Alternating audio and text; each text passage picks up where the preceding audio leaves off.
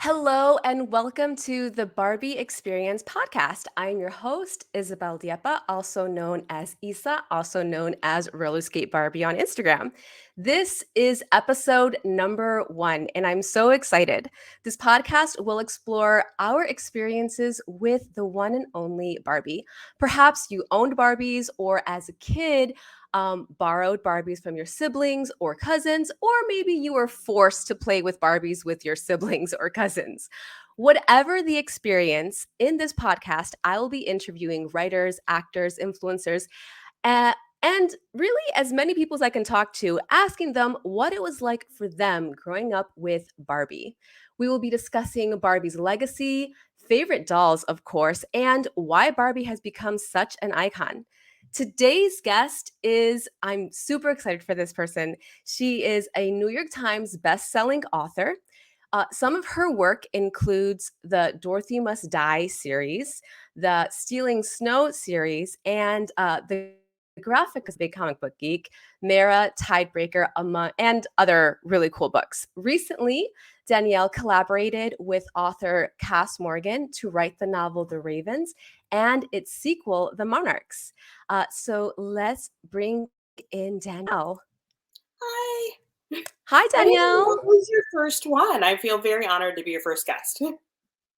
Thank you so much. I'm so excited that you said yes. I really was like, okay, how many cool people have I spoken to before that they would be down to talk to me about their Barbie experience? Oh, I love Barbies. I'll let you ask questions, but I've always been obsessed. No, I'm so excited. Well, so I guess we can just dive right in. So, when you were a kid, did you play with Barbies? And yeah, at what age would you say you probably started playing with Barbies? I don't know. I think probably my mom got us them when we were really little. I remember always having Barbies. Like I don't remember my first Barbie. I think they that we just had them. So maybe like 3 or 4. I used to write scripts for my Barbies. I wanted I my mom I think wanted the play to be constructive. So I Oh would my god. write yes, I would write scripts for my sister and I to for the Barbies to act out. I wish I had one. I don't remember the plots, but I think my mom was concerned about the type of play. So I became a writer, so it totally worked out. But I would write stories for about my Barbies, like what they were gonna say. Oh my god, that is insane. That's actually really, really cool. I mean, I remember like as a kid, I would create scenarios, but not like straight up like you're gonna say this and you're gonna say this. Yeah, I think that, and I was really into the idea. My sister, who became a pharmacist, was not into the idea as much as I was, but I liked writing for them, and it was like a way to. And being the little sister, I think it gave me a little bit more control of our play. That's awesome. So, at what age, if ever, did you stop playing with Barbies? I think maybe, I'd say like 9 or 10 maybe, but I think that I kept them. Like, it wasn't like they were now just things that you keep instead of things that you play with. So, there Mhm. were a couple of Barbies that were special, like, stay in the box. Like, I think I had Crystal Barbie. I don't remember the other one, but I had a couple of them that were super pretty that stayed in the box. And then the rest of them were destroyed in the play, I think. And we had the giant, we had a big doll. We had the big dream house. We had the car. We had McDonald's. We had the swimming pool. I feel like Barbie had a good life. Oh my god, that's awesome. See, I got a dream house as an adult, but I never got a dream house as a kid, but I did have a car. And like that car was like my favorite thing in the world. Did you have the pink one or the silver one? The pink one. I thought the pink one was cool. We had both of them, but they were so cool. It was I again love Barbie. That's no, that's super cool. That's super awesome. And it's actually really cool that you got to keep them. I felt like I had this because like I was playing with Barbies until I was like 15. And I remember like I took really, really good care of my dolls because my mom was like very like, if I see your dolls on the floor or if they're broken or they are not taken care of, I will not buy you any more and I will throw them all away. And so I was very like very making sure that they were okay. And I remember like when I was about 15 years old, there were these little girls in my neighborhood, and like they would always come over to my house and play with my dolls. And I was like, okay, it's time for me to like give up my Barbies. I have to like so I gave them to these little girls who loved them, but then I always kind of felt sad because I was like, I want my Barbies back. Yeah, I think that they're probably still in my parents' attic, like everything that we had, and then and I have some that I have as a grown up. But when I was a kid, I think all of them stayed at home, and we didn't give them. We should have given them away so other kids could have enjoyed them, which is better. And Yeah, I mean, it's a give or take. It's like 50-50. I also think it's interesting what you said about like how you took care of your dolls. Like I feel like my sister and I, like we played with my dolls and her dolls were in perfect condition. Like sheers were pristine, and then mine were the ones that were like someone came over and visited, play with Danielle's dolls. Like it was because I was little sister. So That's sweet though. Okay, oh, so you're the youngest one. yeah. I'm actually so now I'm curious. Now I'm gonna like see if like because like I'm the oldest, and so now I'm wondering if it's like an older sibling thing of like, no, I must keep everything pristine and nice. I think so because you're more like you do the caretaking and you have to. Yeah, I think that absolutely like and mine were just like to be played with. So Yeah. Oh my God. So aside from writing plays for your dolls, what were some of your best Barbie memories and some of your favorite Barbies to play with? I think more than anything, it was the time with my sister. Like I think it was a play that we did together, and I think that that was what was so meaningful about it because she's my big sister and I looked up to her and we got to play together and it was and she's only 2 years older, but you know I so like followed her around like I was like I wanted to be her little clone. So for me, I think that play was like the place where we really bonded and it was really special. That sounds awesome. Did you have like a favorite doll or did you guys have like one like grail doll that you like really wanted when you were kids? I remember we both had the crystal Barbie, and that one was so gorgeous, and I think I left that one in the box because I liked it that much. But we both had one, and I think that we had them in different colors, and like we loved those. And I'm trying to think of what else. And then we had Skipper and Ken. We had every like we had what I'm trying to think of other like special dolls, but that was I think my favorite. What's your favorite? My favorite okay, so my my grail, which I actually just got, I have it behind me. Uh well, I got her as an adult. It's the totally hair Wait, let me see. out. I mean, It she's just like one of the frozen a little. most doll loving doll. Oh my god, Can you see she's it? gorgeous. Yes, I could see. She's not that's not what Margot Robbie's wearing, Yes. is it? Is it? It looks like that. It's gorgeous. Sort of. So, like, and the she has the rollerblade version. So, I thought so, like, I'm Latina, and, one of the things that my mom always did that I always thought was very interesting is that she always would get me the Teresa Barbie, which is basically the Latina Barbie, or she would give me, like, a lot of Black Barbies, and so, like, I had, like, this, like, multicultural, like, set of dolls that, like, I didn't really come to appreciate until older because I was like, "Oh, wow, like, these dolls" like, as a kid, I was, making stories and playing with dolls that like looked like me and that also like looked like the other kids in my neighborhood. And so like I find it really interesting just like that thought of like, oh, like we talk about representation a lot in like movies and TV and film, and it's like in the storytelling of my imagination I was always able to have like diverse casts because like my mom was sure to like get me like different types of dolls, especially dolls that like were a little darker skinned or who like looked like me, who had like darker hair. Did you have like a similar experience? I did, and I feel like, my mom we bought dolls, like, we had white dolls, we had black dolls, we had Latina dolls, we had, like, a whole spectrum, and we played with all of them, and, other types of dolls too. My mom made sure that we had brown dolls because in the things that you read and see, like we didn't have that. So what we were actually playing pretend with, we actually got to see ourselves, which I don't think I was conscious of it either at the time. It was, mom would steer us towards those things and we would buy them. Yeah, absolutely. Isn't that like fascinating? It's kind of like, I don't know, it's like our parents kind of took it upon themselves to be like you guys are gonna make sure to have, like, representation in, like, Yes. your head canon. Right, and I think that now everyone's so conscious of it. Like, I have a niece, and my sister's really careful to make sure that she gets, like, dolls that are representative. But I think that when we were little, I didn't realize our parents were doing that, you know? Yeah, absolutely.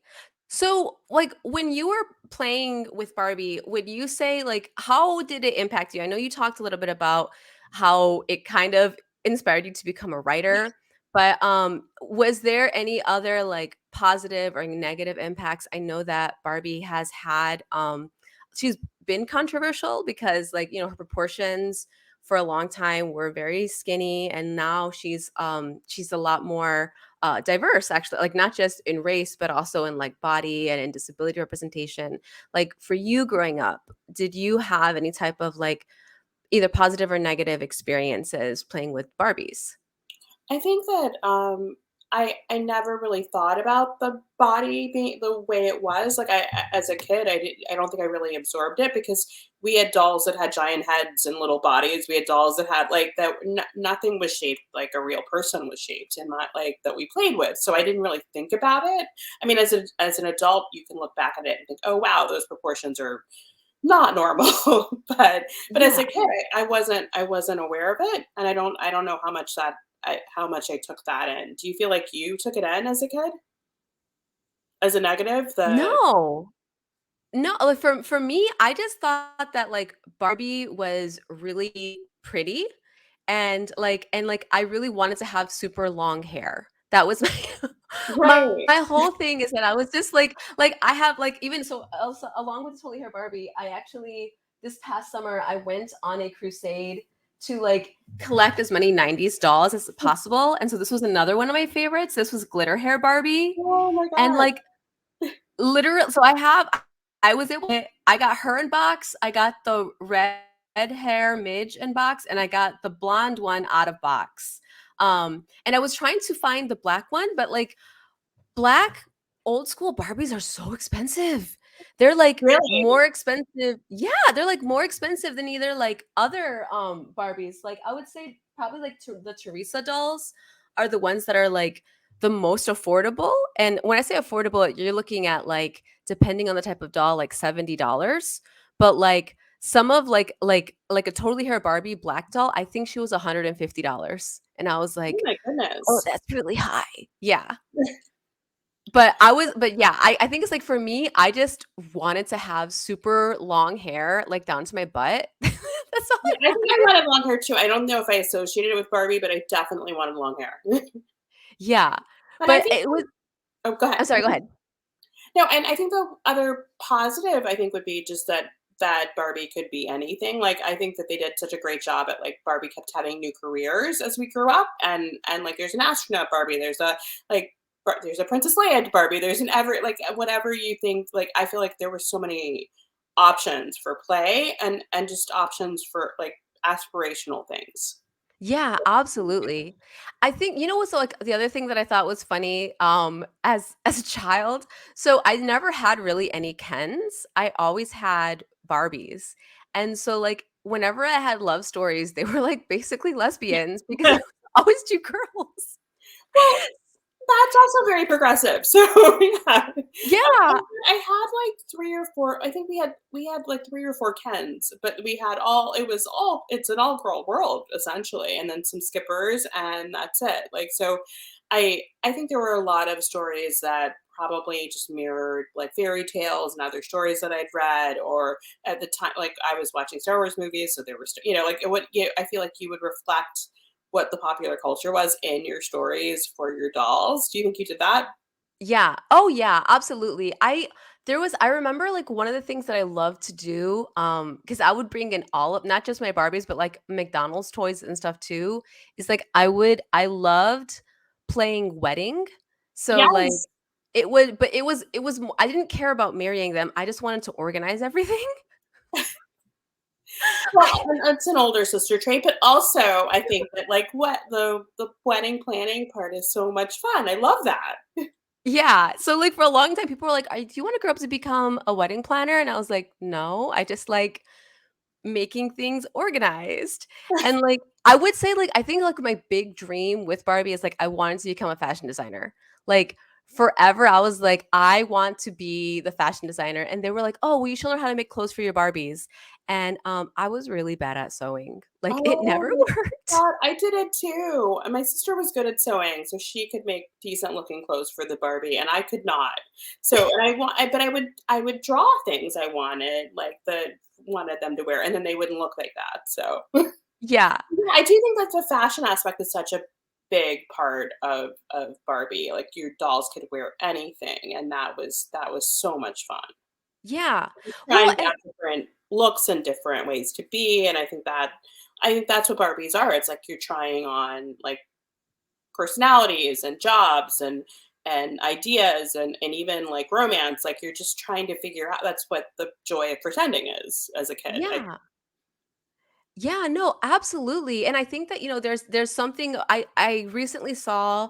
I know that there are studies that show kids that play with dolls, the way that it impacts them psychologically. It helps with that, with like development. And I love what you just said about trying on different personalities, because like as a kid, you don't know who you are and you're sort of trying to figure it out. And so it's kind of like, what better way to figure that out than like making these pretend scenarios where, you can fail, or, you could do it could go whatever direction it's supposed to go. And then it's like, oh, okay, that's how that works out. Right, like, you're in a completely safe space, and you just can let your imagination take you wherever you wanna go, and that's what it's so special. Like I really cherish like that time and what it meant to me and my sister, and like playing with my mom when we were younger, and like, it just like you have that bond. And I think, and even the idea that like Barbies are kind of generational, like your mom had Barbies and we have Barbies and our kids might have Barbies, my niece has a it's there's something really special about that continuing. Oh yeah, absolutely. So would you say that like you played with other dolls, because you had mentioned other dolls aside from Barbies? Were there other dolls that were not Barbie per se that you like really loved to play with? I think that I've really had like I had a lot of like baby dolls, like Cabbage Patch dolls, and Oh. I'm from Atlanta, and we have the Cabbage Patch factory in Atlanta where you go get your baby born, and you go get the gift certificate, and then you go come back 2 weeks later and pick up your baby, and it was amazing. So my sister and I each had one of those, and we had the store bought ones, but we went to the actual Cabbage Patch place and got like the dolls that have the soft faces, and like those were my other favorite dolls. Oh my And they gosh, came with that's little awesome. stories, and I mean, I never had American Girl dolls because I'm too old, but I love the idea of those dolls too. That there are dolls that have historical stories and bring with them all this history. Yeah. Yeah, listeners who are listening only to this podcast, you did not see like my face of awe when she was talking about this awesome Atlanta factory. I did not realize that there was a place you could go get your Cabbage Patch dolls to be born. That I sounds like an awesome I experience. don't know if it still exists, but it was amazing because they are like I'm sure that you do a lot of doll history stuff, but they were founded there. So they had like a store that also had like literally a little operating room with that where the baby was born, and you just saw like little cabbages like with the babies, and then you Mhm. had to come back. You had to get you're adopting the baby, so you have to come back in 2 weeks and get the baby. But you pick out all the baby's features, the color, the hair, and then you get your doll. Oh my god, do you still have those? My sister has them. My niece has them now, but they are just I if I can find a picture of it, they're adorable. They sound awesome. Yeah, I think I would say outside of Barbie. So like I do remember my first doll, and I think it's just like it was such a seared memory in my head from the 80s. So I don't know if you remember Gem and the Holograms. Yes.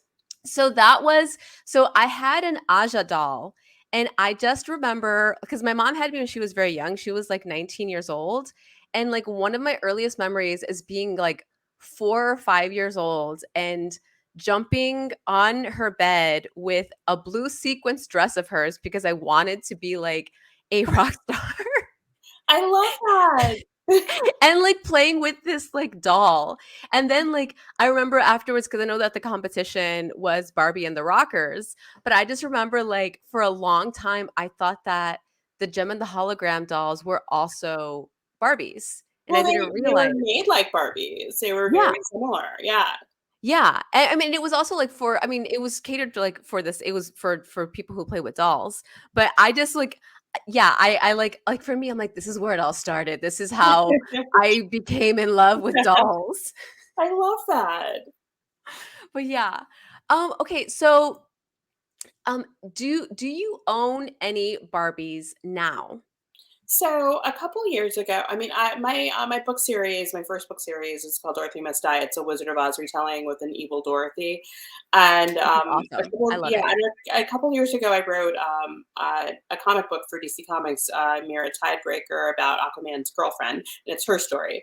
Yeah. And one of the artists I met along the way, he's not my artist on this book, but Isaac Goodhart, he has a couple of other series. I think Constantine is his latest one, but his mom had a huge Barbie collection, and so he sent me a box of Wizard of Oz d- Barbies. So I have Oh my like a whole gosh. collection of this is the Dorothy, and they're still in the Oh box. my They're absolutely just beautiful and perfect, and it was like the sweetest gift I've been getting. Like we Isaac and I like don't know each other that well, but he knew about my books and he was like, I think that you need to have these. And he just sent them to me. So it's just like the sweetest gift in the world. I am just in love with all of them.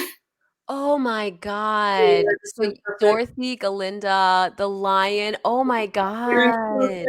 It's Ken as the cowardly lion. It's Ken as the scarecrow. I mean, they're just beautiful. Yes, and they're, like, in pristine It's condition. still in the box, like, it's just, like, incredible. I feel so lucky, and here is the Tin Man. But they're beautiful. Like, you can't so yes, these are my Barbies. Oh And my god, I love that. Do you have a display for them? I'm gonna put them in my office, which we haven't, like, gotten completely set up yet, but that's where they're going. I don't know how my fiance's gonna feel about having this many Barbies, but at least a couple of them have to be on display. They're just beautiful. But it I was like the mean, sweetest gift I've ever gotten. Book they're yes, they're so gorgeous. Oh my gosh, and especially, like, just the Wizard of Oz, those are very iconic dolls. I think, like, of collector, like, old school, like, movie dolls, I would say Wizard of Oz, the Gone with the Wind dolls, like, those were, oh, like, a really yeah. big deal. Um, I'm trying to think of what else, like, really popular. Do you have the Witch? Do you happen to have the I Witch? don't have the witch. These are all the ones I don't. I wish I had the witch. I have everything but the witch. Oh my god, that's so cool. Well, okay, Christmas present. Yeah, Anyone listening to this that wants to get Danielle a Christmas yeah. present. It's gonna be hard to track her down, I think, but these are just I'm so lucky. And, what would you say is your favorite Barbie of the current dolls? I think Dorothy the current dolls that are I out. mean, of the dolls that you have, like, of you the ones that you I own. say Dorothy still. Just because it's great to have her. And the Tin Man. Yeah. And I mean, now that you asked, like, of current Barbie dolls, are there any current Barbie dolls that you're like, "Oh my god, I really I love this?" I need to look at them. I haven't. I should have done that before this interview. I'm so sorry. But I mean, I've been seeing that they're making new dolls all the time. So I should really. I'm so sorry as well. I should have looked at that before we talked. You can cut Oh, that. no, not at all. Like, I mean, I not at all. That wasn't even a question that I was planning on asking. I was just like it came out that way, and I'm like, "Oh, that actually can be kind of interesting." Yeah, I've been seeing like the different body shapes, and I know that they're doing like real people. I feel like there should be. I can tell you dolls I wish they made. I think there should be a Serena Williams doll. Like, how has that not happened yet?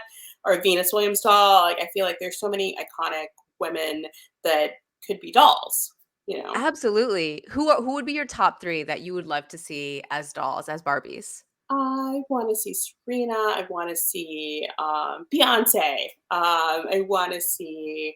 I feel like we should go someone historical. I don't think they sold her. I think that Mattel made, like, a Beyoncé doll, but this was like Destiny's Child Oh, version, like really? back Okay. in the day. But I don't think it was like sold in stores. I think it was like they made it for her specific because I remember seeing it on the internet, but I'm like, I don't remember ever seeing this doll on shelves. Right. Well, I think that there should be, I don't know, like a Kamala Harris doll. I don't know. They should do like all the big ladies in the world that are important, you know? Yeah, heck yeah. Yeah, actually, I'll just like reach over here. So this is one of Barbies have changed a little bit. So I have her inbox and I have her out of box, but I so she is a curvier doll. I don't know if you can tell, but No. I love these. I'm gonna take off her jacket because she's also very fabulous. Um, if I can, because no, never mind her. But if you can kind of see her body, one of the things that like I really do appreciate is them expanding into like the different type body types Yes. that like I feel like that's probably the most progressive thing that any doll line has done is to make sure to have different body types because Yes, they and like have like you yeah. see like short dolls and plump dolls and like every shape and size and their body positive, which is I think so important in every skin color and every because I there used to just be like there's a dark doll and there's a white doll and there's a Latina doll, but there's a lot of colors in between. There's a lot of people that are being and I don't remember having any Asian dolls when I was a kid. Yeah, I think I, Kira was I supposed know to they be. made them eventually, but when I was little, I don't remember seeing them. Yeah, I don't know. I remember what year she came out. I don't know if she came out in the 80s or in the 90s, but yeah, absolutely. Like there wasn't I would say like I think that now we're finally at a point that we have like real representation like of Yes. all like colors, ethnicities, sizes, disability, but at the same time like it's like yes, we want to keep doing this. Let's keep this forward. Like don't just make one, make a lot. And like I think one of the things I love about this doll in particular is that so like I don't know how much you're into like fashion in regular I love life. fashion. So Moschino did a collaboration with Barbie. I think it was in the 2000s. I don't know if it was like 2017 maybe. I have to look up exactly. But this is basically a kind of a an homage to it because like if you see like whereas the original Moschino skirt would say instead of saying Barbie it would say Moschino in the Right. Barbie font. So this is kind of like that same type of outfit, except that it just says Barbie. But what I love about her is that she's a curvy doll and they gave her like the really beautiful high fashion. Yes, I love that. Because sometimes like I felt like, especially like when they first started making some of the curvy dolls, I was like, okay, but why does the curvy girl gotta have like the boring clothes? I want her to look cute. Right, and that I mean, I think that's been so true about the actual fashion world. It took them so long to get to this place where curvy girls are getting the clothes they deserve. Absolutely. Oh, Okay, so there's we're another, thing there's another collaboration I thought was amazing, that's a recent thing, the Mark Ryden collection, it's like an art he's an artist, yes. and those dolls are so I'm so jealous of anyone who got one, like the bee, it's amazing, it's just they're so cute, I love those. I love the Oh idea yeah, no. of, like, taking a step into this world. Yeah, I just admired those from afar. I was like, I cannot afford a 350 or $500 Barbie, but I am absolutely the same on the same boat. I'm very jealous of anyone who was able to get one of those Barbies I because just wish they I are at least, awesome. like, tried to get a poster. I think the posters were ex and stickers were not that expensive. They were, like, 50 bucks or something, like, for a set of something, but I really wish I'd gotten something from that collection because 'cause they're just so whimsical and lovely. Love that stuff. Yeah. Well, it's funny because when was it? I think it was yeah, last year. So 2021, there with Mattel did a collaboration with the fashion designer Balmain, and but he didn't make any doll clothes. So basically, like the big thing is that they did do a couple of NFTs, and if you won the NFT, then I think you got the like the doll version of the clothes, but they didn't make a like a Balma doll aside from like making one for him. But they made like it was all a collection. Like it was all like we could be Barbie. Like we could Right. wear the clothes. And I was like, I wish I could afford this like high designer clothes because this is awesome. I think they Right. had like a shirt that was like $300 and it was like the lowest price thing. And I tried to get it and it automatically sold out. And I was like, dude, this is crazy. That is so crazy. I think that they should do that, but do an affordable line. Like, I know there's, like, lots of like, I love your T-shirt. There's lots of, like, fun Barbie swag, but I feel like if you do have a designer doing something like that, why not make a T-shirt that's for everybody? Like, I think that's something that they could do that would be really cool, and I love, like, the doll that dress up with the Machino dress. It's like, that's amazing. I think kids getting exposed to, like, knowing that they can have anything is really cool. Yeah, absolutely. And it's funny because it's like there are, I would say that there's, well, first of all, Target has some really cool Barbie shirts every once in a while. I've been able to get some like solid Barbie shirts at Target that I'm like, thank you, Target. I love this. So that one's one that I really like. But yeah, for the most part, like the big designer ones, they tend to be like too expensive. But I would love what you're just saying, like kind of making a version of it that would be affordable. So it's like that Moschino type, like knockoff, I guess, Yeah, but like like the yeah, like, Barbie why version? don't you do, like, an iconic Barbie shirt that's for everybody? That would be really cool. Yeah.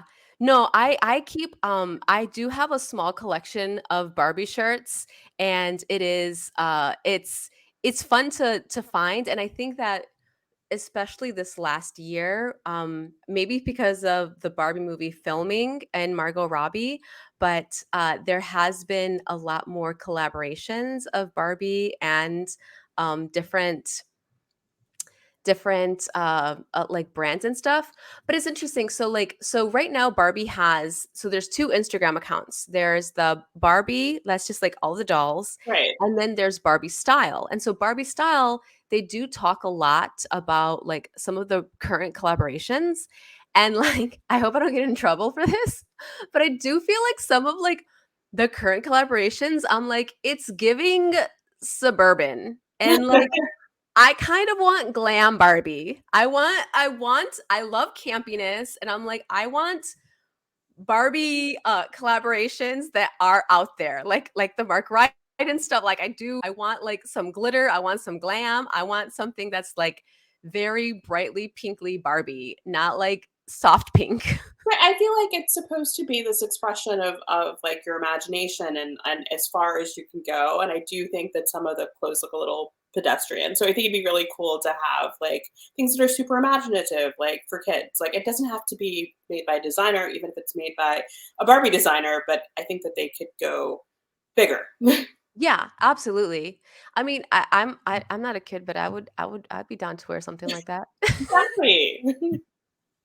Well, it makes me like the other thing that you mentioned, like there's Barbie shirts everywhere. Well, I feel like the Barbie pink is everywhere because of the movie, right? Like the last couple of years of fashion, like the Valentino pink is almost Barbie pink. Like it's like so much stuff on red carpets everywhere is pink all of a sudden. Yeah. Well, okay, so I'm very curious because I love one of the things that I love about your writing, especially like I love that you take this you take fairy tales and you kind of turn them on their head and they like the heroines are very much the main characters and I love that. And so like as we're I feel like for a long time, like fandom and like geekdom is something that is becoming like very big, but I have always kind of felt that it's kind of like it's very much spearheaded by like this male energy in the sense that it's like it's always like Batman or like if we're gonna do Star Wars, we're focusing like more on the dudes than like on the women, and I feel like Barbie is like it's this very high femme energy. And I love that. And so like I'm wondering like, you know, do you think aside from like it being generational and something that we play with that like we can develop like a big Barbie like fandom in the same way that like, it has been developed for things like Batman and like, like Star Wars and stuff like that, where like, people not just collect the toys, but also, a lot more properties are made that it's kind of for everyone. I hope so. Like, I feel like it's just the eternal struggle in media for women to find their place. And having written, and my very first job was in soap operas. I wrote for Guiding Light, Days of Our Lives, and it was such a great female-driven space that is often looked down upon. I think that Barbie occupies a space like that where it's generational and it's not always like elevated. And I think that with the right stories, I think if Greta's movie it hits like gangbusters, then that helps. I think if there's other properties, and I know that Barbie's made other properties that are like straight to video, DVD, a lot of fairy tale stuff, a lot of other stuff. But Yeah. I think a movie on the scale could do that, and it could do that for kids. Like look at what they've done with Legos and like Lego Batman and all this stuff. Like I feel like if Barbie has to have that moment, I think for it to transcend and stay. I think it's always going to be here, but I hope it becomes a franchise in that sense, in a media sense, because I think that definitely a place for that female power, and I think it would be so great for girls and anyone else who likes to play with them to have that. Absolutely, yeah, and that's I mean, I was talking to a friend of mine who is, well, they are non-binary. I almost said he. They are non-binary, and we were talking about Barbie, and I was getting super protective over, like, the like, the movie coming out and, like, Right. who's gonna cover it, and, like well, for one, especially, like, when it comes to covering pop culture, and movies and stuff, I do feel like it's very male heavy.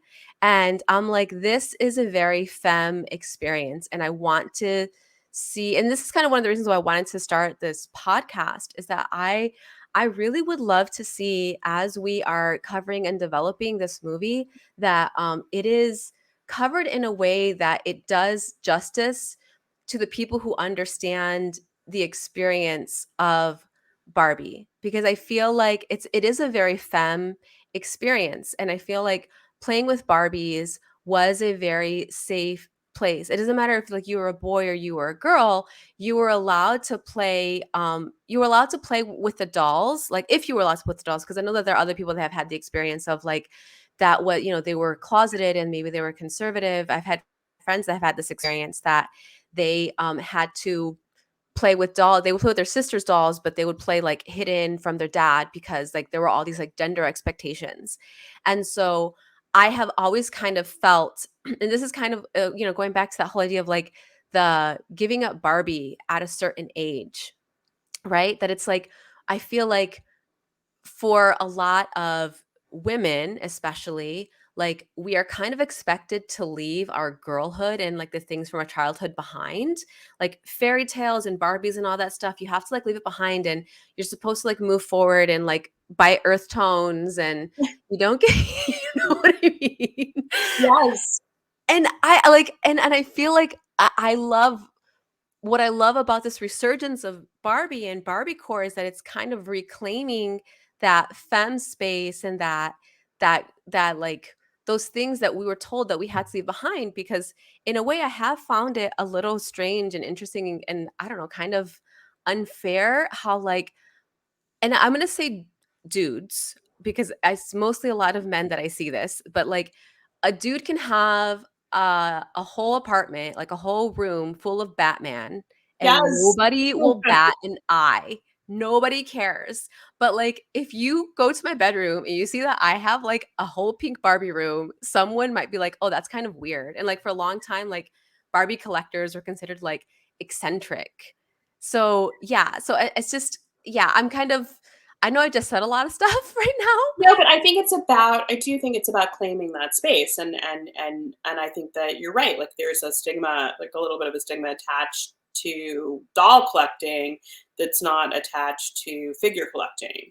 And they're also dolls. I mean, no one like whether you call them dolls or not, they are. So I think that honestly, if there's a store like I think that in terms of the Barbie universe, I think that it's going to have a couple of stories to take hold, like because it's a toy that we play with and we bring our own stories to. I think we have to have some canon stories that actually people can attach themselves to, And I think that would help the brand in terms of like expanding more. And if there's a Barbie TV show that has a Barbie, like it doesn't have to be the same character that Margot Robbie's playing, but maybe it's one of the brown girls has a TV show. Like maybe there's something like that has stories. Like I think that we need to attach stories that are canon to Barbie in order to expand that. Like that's my feeling. But Absolutely. 'cause I think that I think that the doll is iconic. It's gonna be here no matter what, but I think it can have a bigger place in our media world. And I feel like I had the same feeling with Wonder Woman when the movie came out.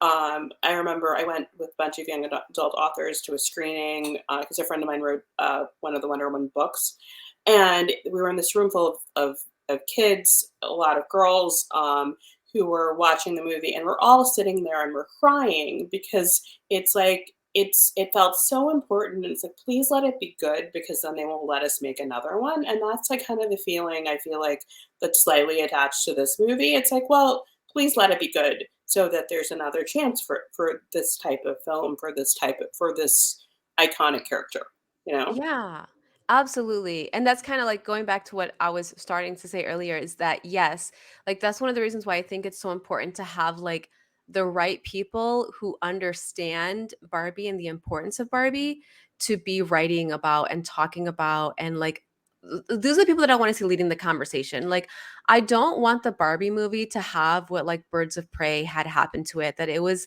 because it was a good movie I and like then Birds of Prey. it was a great movie. It Yeah. was it was like it was a really good comic book movie, and, like, it got trashed on so hard by, like, really negative people, and I'm like, Before it "I even don't." came out, it was like Yeah. it was already, like, dead in the water, which is and then I watched it with my fiancé, who's a guy, and he thought he's a writer too, and it's like he thought it was great, and we laughed, and it was funny, and it was smart, and it was woman power. It was great. I want that for this movie. Yes, absolutely. Absolutely. I want that for this movie, and also, like, I also want there to be a place in cinema that and I think it becomes more cult classics. I think, like, the Barbie vibe of, like, I'm gonna wear a bunch of pink and I'm going to like do whatever I want is something that like we've had actually a lot of, I would say like cult classic movies that it's a woman empowerment in like a different way. Like it's a woman empowerment that's like using I would say femininity and using your brain versus like using your fists because like I felt the same way we're talking about Wonder Woman and like Wonder Woman is an amazing superhero. She's one of my favorite characters and you know she punches her way through everything. But then it's like you look at like for example like Elle Woods who I would say is like, you She's know, a like Barbie. she's a Barbie and, like and she does it in a way that is, like in, like, her own way that I'm like, "We need to have more of this." We need to, like we need to also have a space where, like, people who are women and who, like, identify with, like, femme and femininity can be that without being ridiculed and without, like, being put down for it. Yes, I absolutely agree, and I really hope this movie works, and if not, I hope that there's another one. I hope that, you know, I haven't heard anything good or bad, but I've seen the trailer, and I thought the trailer was really fun. Oh my god, yes. I thought the trailer was amazing, and also, like, I loved its homage well, first of all, I loved that it was talking a little bit about the history of Barbie just in the Yes, beginning. I thought that was really cool because it's true, Barbie was the first doll that was not a baby doll. It was right. a grown woman. Yeah, Yeah, but I yeah, and so I kind of like and just like the colorfulness and just like how bright the whole movie looks. I mean, it was just a little teaser, but I was like, "Oh, this is cinema. This is not this is going to be this is the type of movie that we have in my opinion, we have been waiting for and that we need." right, and I know it's been through so many iterations, there've been so many casting things, there've been so many people that were supposed to write or star in this movie, but I love Margot Robbie, I think she's gonna be great Barbie, I think it's gonna be really fun, so I hope we're right. Yeah, and I think Ryan Gosling is gonna be a pretty good Ken. Like, he already is Ken. He's adorable. I mean, who doesn't love Ryan Gosling? Yeah. Well, this is all I have for now for this very first episode of the Barbie Experience. Danielle, thank you so much for sharing your experience with me and for this awesome, amazing conversation. I feel like this is a really good episode one. I feel so honored to be in your first episode.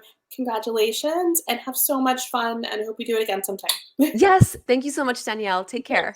Bye. Okay, bye.